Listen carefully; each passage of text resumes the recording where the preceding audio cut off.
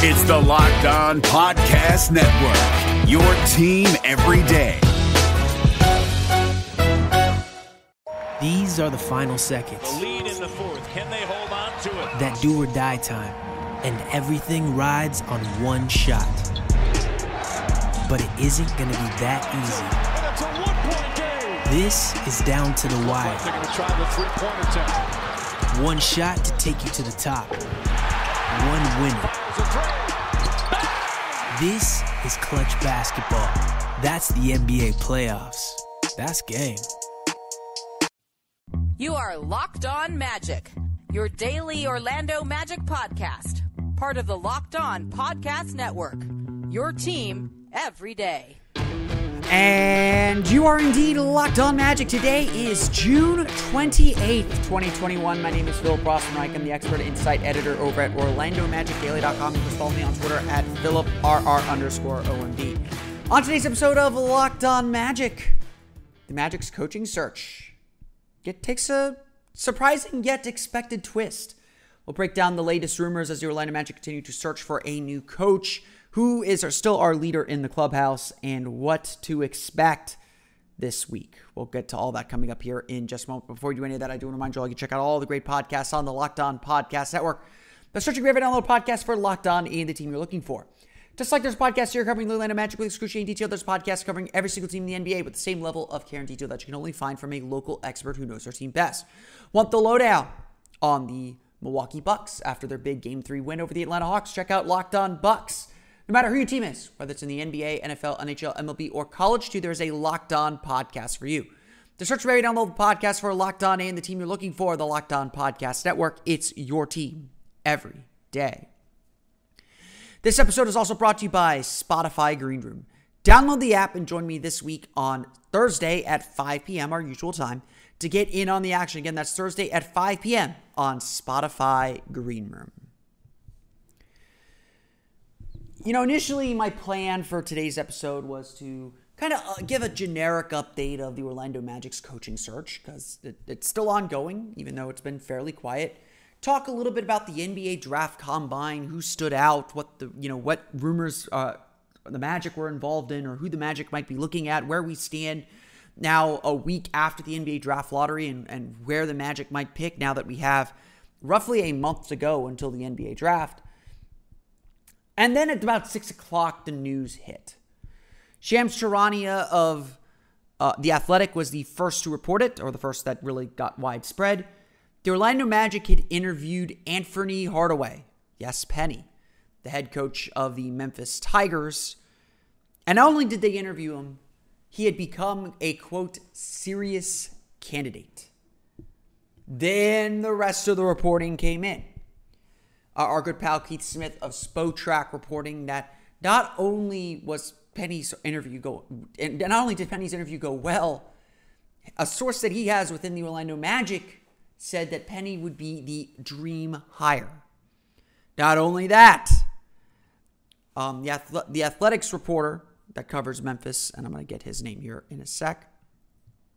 The Athletics reporter that covers the Memphis Tigers, and his name is John Martin, said, interview took place this weekend while they were in Chicago. Magic officials went into it expecting it to be more of a formality or courtesy. It went much longer than they thought it would. Hardaway obviously impressed them, and here we are. Here we are indeed. There's some reports that interview went 4 hours long. I don't know if that's been confirmed or not, but to say the least, the Magic did their homework on Penny Hardaway, or they decided they were going to do their homework and give, an up-and-coming potential NBA coach a chance, and came away thinking, wow. Now, let's make a few things perfectly clear here. The Orlando Magic are not making a hire today. There's definitely a point in the afternoon after the news broke where I thought it is possible that the Magic announced the hire this week. It's still possible that is the case. But it does not seem like a hire is imminent. According to the reports, according to everything that went on, Penny Hardaway was in Chicago this week for the NBA Draft Combine. because he is training and helping out Houston forward Quentin Grimes, who's expected to be a second-round pick, as he prepares for the NBA draft. And that's something that Penny Hardaway has done in the past. He helped RJ Hampton prepare for the NBA draft. And Magic brass were obviously there. They coordinated the interview. They sat down and they conducted the interview. Penny's name has been on the tip of everyone's tongues when it comes to the Magic coaching position in particular, for a number of reasons. I'm going to get into the nostalgia factor coming up here in a moment, because I do think that's really, really, really, really, really important. That we separate Penny the player from who Penny might be as a coach. But it's clear something went well. Now, Jeff Weltman had confirmed that he's done a few interviews and that there were plenty more to come when he spoke to the media after the NBA draft lottery on Tuesday. So who knows when or how this was set up, but it certainly sounds like Penny came prepared. Because remember, Coach, these job interviews are job interviews. He came away with something to offer, whether that was a plan for developing players, whether that was his sense of how he would run the team. Something definitely clicked. And I will say this, I have been largely dismissive, dismissive isn't the right word, but I've been largely skeptical of Hardaway's candidacy to be the head coach of the Orlando Magic next season. I did not think it was impossible. I certainly put that sort of on the back burner as reporting kind of went away, and it didn't seem like Hardaway was considered as a super serious candidate. There's that report that came out from Mark Stein saying the Magic were looking for someone with some head coaching experience, which Penny certainly does not fit. I certainly kind of put that all on the back burner. But to be sure, I wanted Penny to get an interview. Every qualified candidate should get an interview if the Magic are interested. And there's plenty of reason to be interested in Penny. I was skeptical of his candidacy just because of the lack of experience. But the way these reports came out, the things that I had heard from reporters who would know a little bit more, and everything that I read, it certainly sounds like Penny did a lot to impress. It certainly sounds like what may have been a novelty or a nostalgia act to begin with is something we should take seriously as a potential head coach for the Orlando Magic. Now, I want to get into what Penny actually brings to the table, because I do think that from the reactions that I saw from fans, and it's granted, it's warranted, nostalgia kicked in far before kind of the logic of Penny the coach. And I want to get into that here coming up in just a moment. It deserves its own segment. But first, let me tell you a little bit about Built Bar. Built Bar right now comes in 9 delicious flavors, and they have occasional limited time flavors. I actually saw an ad. I get their ads in my inbox as well. That German chocolate is back. I love that flavor. But if you don't like that, they have coconut, cherry, raspberry, mint brownie, double chocolate.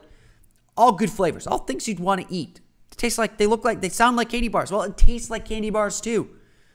And it doesn't matter what your favorite flavor is. Built Bars are not only great tasting, but low in calories and healthy too. These aren't your meal replacement bars. These aren't the bars that you go to the 7-Eleven or to the Publix or to the grocery store and check them out and say, oh, I'm going to go grab, this bar. And you look at it and it's, 150 calories. Oh, wait, the bar is 2 servings. You're eating a freaking meal.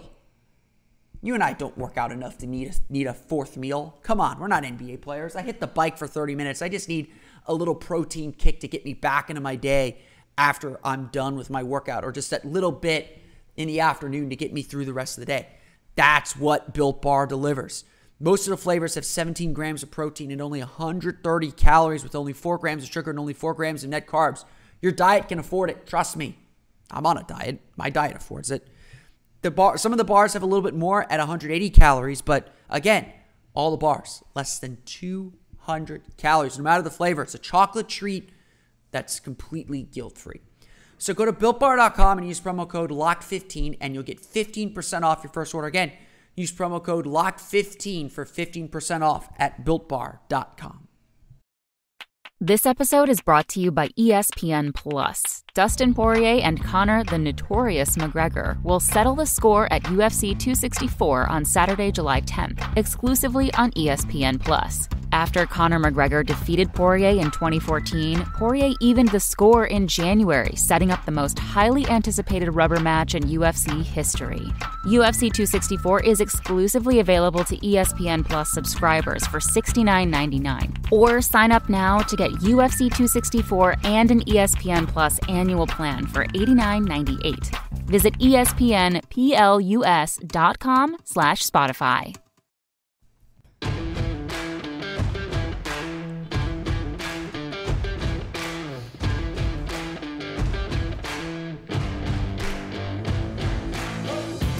Our Road to the Playoffs coverage, Road to the Finals coverage, our NBA Playoffs coverage is brought to you by Michelob Ultra. It's only worth it if you enjoy it, and at 2.6 carbs and 95 calories, we can all enjoy the games a little bit more this season. Enjoy the NBA Playoffs with Michelob Ultra.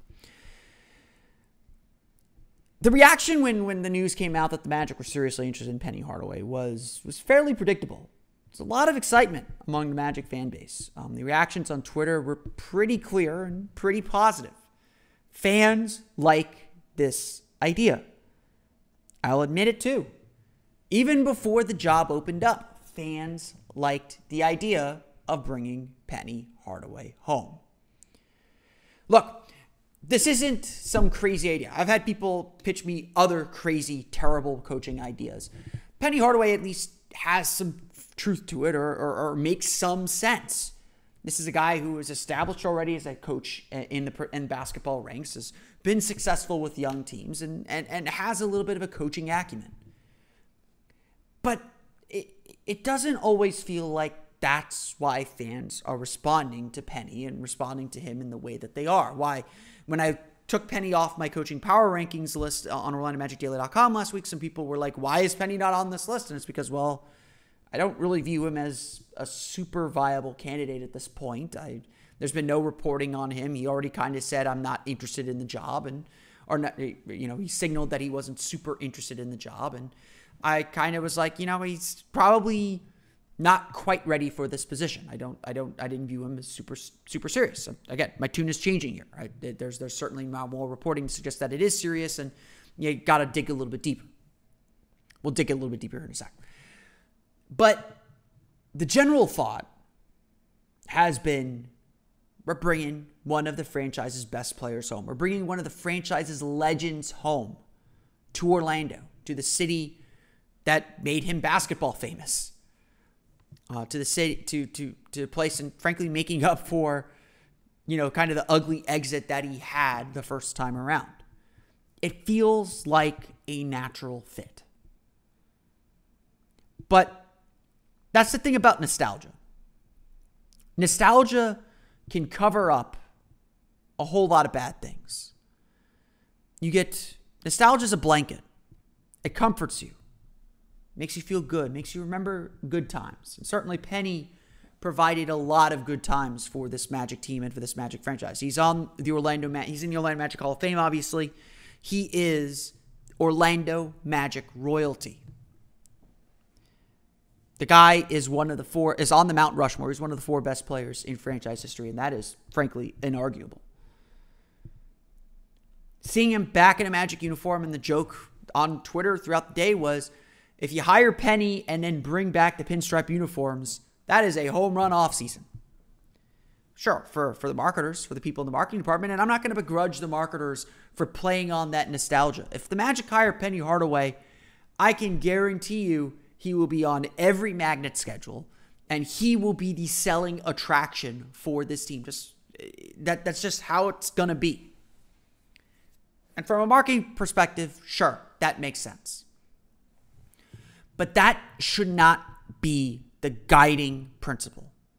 That should not be the guiding light or the guiding reason for bringing Penny Hardaway in. At the end of the day, what needs to matter, what needs to be most important, is can Penny get the job done? Hires that are mainly nostalgic rarely work. You have your Steve Spurrier, of course, who brought, who brought Florida back to glory and turned them into a national power. But Steve Spurrier was winning the ACC with Duke and taking Duke to their only bowl game to that point before he jumped to Florida. Danny Ainge returned sort of home to the Boston Celtics, led them to championships, but that was a long, winding road to get there.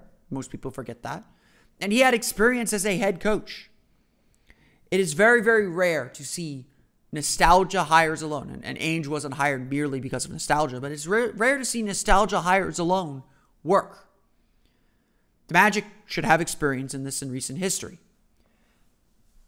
When the Magic fired Jacques Vaughn, almost immediately, there were rumors and reports that the Magic would chase after Scott Skiles. That his relationship with Alex Martins, that his relationship with the franchise would bring him back into the fold. Shoot, the Magic rehired Brian Hill. And that was no offense to Coach Hill. Coach Hill's a great guy. But that second stint with the Magic did not work out very well.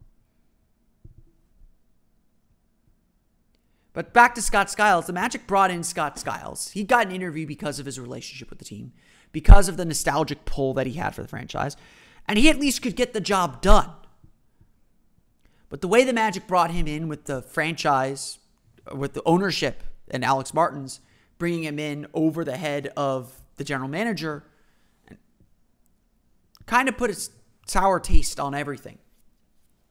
Skiles could get the job done, and he did largely, until he didn't. He wasn't ready to handle such a young team, and that was that. Yes, the Magic also went with a bit of a nostalgia hire in hiring Steve Clifford, but again, beforehand, he had proven he could do the job. So the question now is, sure, Penny has nostalgia on his side. Penny has the franchise's history on his side. But can he do the job? Can he deliver and bring this team and rebuild this team in the way that they want? If I'm skeptical of Penny Hardaway, it's not because I don't think he is capable. I think he can be a fantastic coach. I think he will be a fantastic coach, whether it's in college or in the NBA. I think he is great at building relationships. I think he's great at working young players and helping them get better. And that's part of what the Magic need. The reason I'm interested in Penny Hardaway is not, certainly his ties to the franchise don't hurt, but it's not because of that. It's because he has a long track record from AAU and college of working with young players and getting a lot out of them. That counts for something. But why I'm skeptical of Penny Hardaway is it hasn't delivered the most important stat: wins. Sure, Penny has a win percentage that's close to 2 out of 3. It's in the 60s. But Penny Hardaway is yet to make an NCAA tournament with Memphis, despite all the talent that he's been able to recruit. He hasn't made the NCAA tournament in 3 years. They won the NIT last year, which is certainly a positive sign. But to me, Penny Hardaway is still very, very unproven as a head coach. You can be a great relationship guy. You can even be a decent developer. But at some point, wins matter. This is a zero-sum business. You win or you lose. It's that simple. And so again, if I have questions about Penny Hardaway, if I have questions about whether he can do the job, it is there. Now, he may have, certainly he's had his run-ins with the NCAA already, and recruiting is different in the college level, and the game is certainly a little bit different. And his style and his approach might work better with young NBA teams. He might connect better that way or in that environment. But I do want to see it play out a little bit more, especially since he has a record now as a head coach. Again, it's not that I don't think Penny can't do the job. I absolutely do think he can. But it's more of a gamble to me to take on Penny than it would be a Kenny Atkinson or even a Becky Hammon who's been on an NBA bench for a very long time. The truth is this. Penny has to adequately answer those questions. It's not about what he did for the franchise. I don't want to hear, frankly, about the 1995 run to the finals. I don't want to hear about any of that, about how he played. I want to know about how he coached. I want to know what his plans are to build this team up, to develop this team, to grow this team. That's what matters to me. For all I care, he never played for the franchise. And that has to be the way the Magic approach this. Sure, the nostalgia factor got him an interview perhaps. There may be only two jobs that Penny would leave the Tigers for, the Memphis Tigers for, and that's the Magic, the team that he made his mark in the league, and his hometown Memphis Grizzlies. And if that's the way he got his interview, so be it. I do think it would be a courtesy to give him an interview if he's interested. I absolutely think that that's fine. But to get the job, you have to prove you can do the job. To get the job, you have to answer those questions about what you would do with this team, your vision for how this team grows and develops, your vision for how this team operates, for how you would run things. Those are the questions that matter. So frankly, Penny coming home is a secondary story. In fact, it shouldn't even be thought about at this point.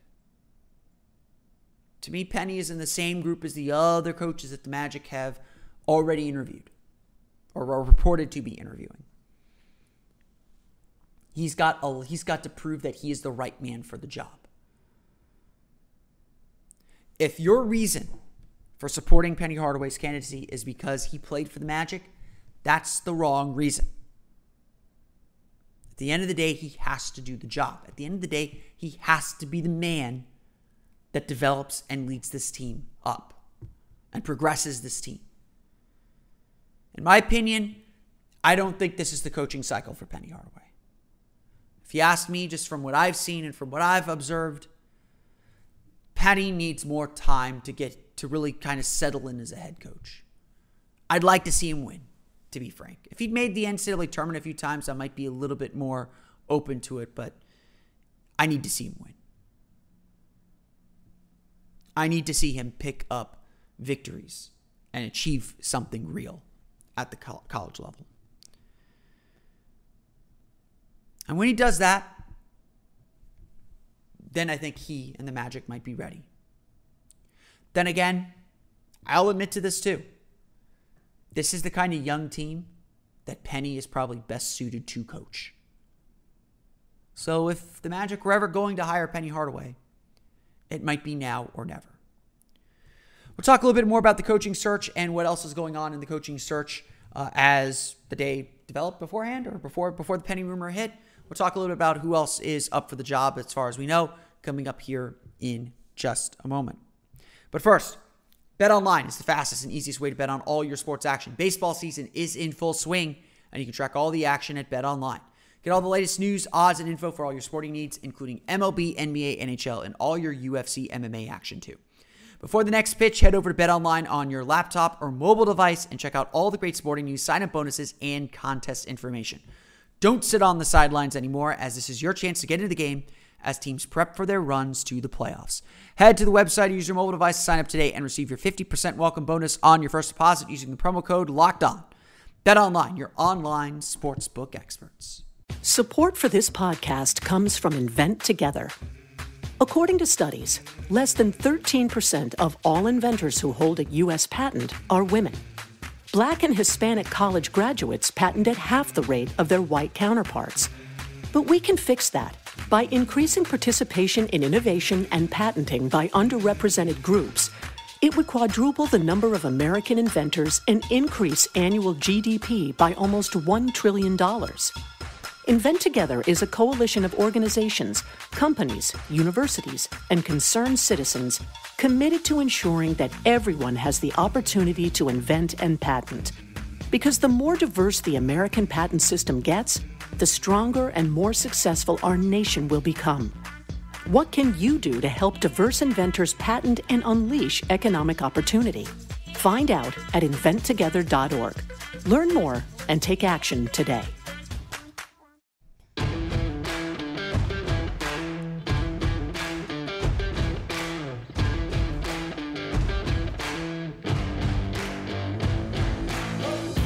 So, what else is going on in coaching search? Obviously, the Penny news kind of sucked up all the oxygen in the room, and as it should. I mean, it is big news, and again, a lot of that is because of that nostalgia factor. But Penny is a very qualified coach. I want to make that very, very clear. I do think Penny is going to make a very good head coach, whether it's this year or somewhere down the line.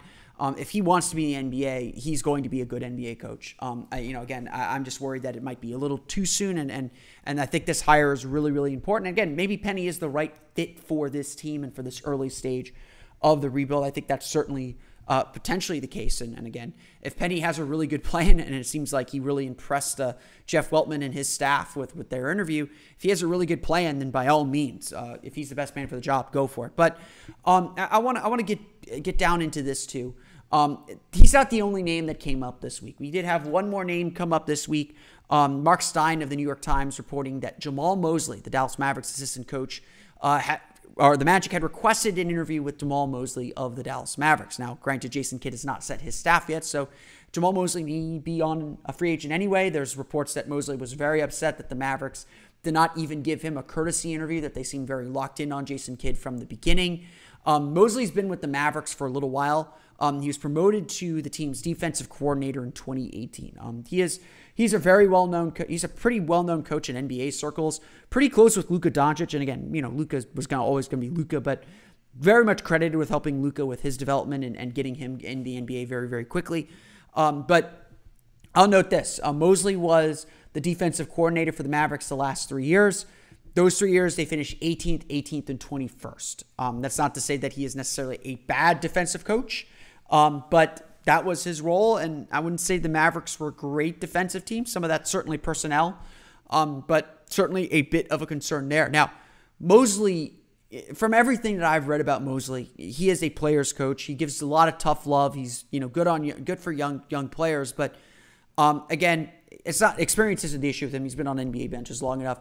The issue is the results. Can he deliver? Rick Carlisle is known as a defensive coach, and the Mavericks defense struggled the last 3 years. Again, was that personnel? Was that something else? Would that change if he were the head coach? Who's to say? I always want to be a little bit cautious with assessing guys with how they do as assistant coaches when we don't really know the full breadth of their responsibilities or what exactly is their fault and what is not. But for my money, with all the coaching hires that have been done, I still think that Kenny Atkinson's probably the best person for the job. And I did see one report, and I forget where it came from, so I apologize that I can't source it. I did see one report that the Magic are waiting for the Clippers to get eliminated to get a full interview with Kenny Atkinson. Atkinson, to me, has the right mix of experience and what the Magic are looking for.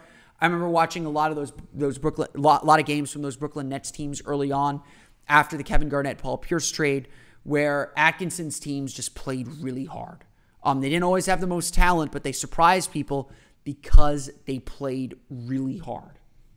And so I do think that Atkinson has the right mix of experience. And again, I really think that he is probably the best option.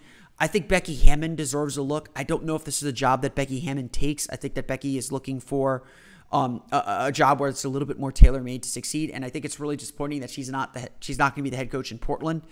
Hammond deserves an opportunity somewhere. It's really disappointing that it may not happen in this coaching cycle. But I would still give Becky Hammond a really good look. She did a great job with that summer league team a few years ago. By all accounts, she's good with young players as well. Again, it's just whether she's willing. There's the whole notion of having the right to fail. Unfortunately, that's not a right that's afforded a lot to minority coaches, black coaches, women coaches. And that's just not in the NBA. That's in society in general. So I would like to see her put into a position where she can succeed a little bit more assuredly, which I'm not sure would be the case here in Orlando. Again, the Magic have been really, really quiet. The Magic do a really good job kind of keeping a lid on everything. The fact that this Penny rumor came out is a bit surprising. It's a bit curious why it came out or what caused it to come out the way that it did. Again, maybe I doubt the Magic were looking for positive press. That's probably Penny. It's probably coming from Penny's camp. I don't know.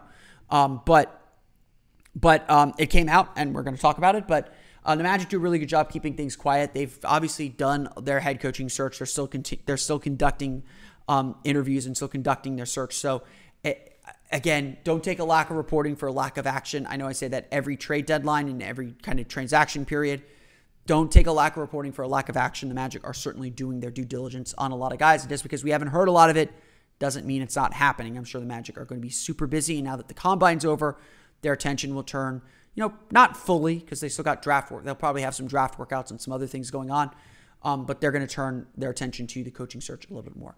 We'll talk a little bit more about the NBA Draft Combine on tomorrow's episode of Locked On Magic. But I want to make this announcement and let you all know what's going on. Starting July 19th, that's coming up, the Ultimate Mock Draft 2021 presented by Locked On and Odyssey, featuring analysis from the GOAT of NBA mock drafts, Chad Ford, and Odyssey NBA experts Brian Scalabrine and former general manager Ryan McDonough.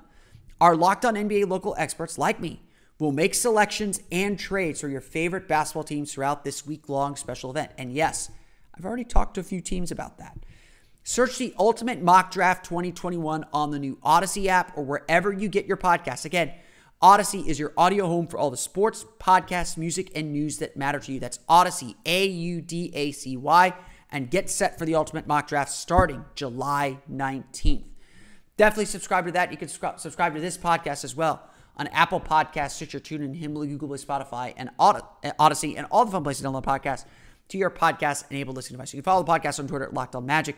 Subscribe to the podcast, again, on Apple Podcasts, Stitcher, TuneIn, Himalaya, Google Play, Spotify, Odyssey, and all the places on the podcast to your podcast-enabled device. That's what I get for going out of order on my usual read. I don't ever read for this. I just say that usually off of memory, and so I have habits. You can follow me on Twitter at PhilipR_MD, and of course, for the latest on the Orlando Magic, be sure to check out OrlandoMagicDaily.com. You can follow us there on Twitter at OMagicDaily. We'll be starting draft profiles here coming up in a bit. Of course, we got the Locked On NBA Mock Draft coming up as well, plus that great Ultimate Mock Draft 2021 that you can get super excited for. But that's going to do it for me. I want to thank you all again for listening to today's episode of Locked On Magic for Orlando Magic Daily and Locked On Magic. This has been Philip Rossman-Reich. We'll see you all again next time for another episode of Locked On Magic.